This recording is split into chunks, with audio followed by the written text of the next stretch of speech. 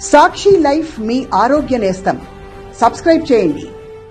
నెల్లూరు నగరంలో ఇంటింటికి ప్రచారానికి వెళ్తున్న టీడీపీ నేతలను సామాన్య ప్రజలు నిలదీస్తున్నారు. 51వ డివిజన్లో ప్రచారం చేస్తున్న టీడీపీ నేతలకు ఒక మహిళ చుక్కలు చూపించారు.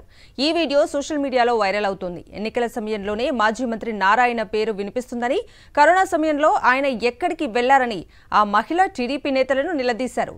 అమ్మ ఒడి పథకం అమలు చేస్తున్న జగన్మోహన్ రెడ్డికే ఓటు వేస్తామని స్పష్టం చేశారు. దీంతో టీడీపీ నేతలు చేసేదేమీ లేక అక్కడి నుంచి వెళ్లిపోయారు. కాదక్క, కరోనా టైంలో నారాయణ సార్ వచ్చాడా? ఎవరు వచ్చాడు? ఎప్పుడు వచ్చాడక్క? కరోనా టైంలో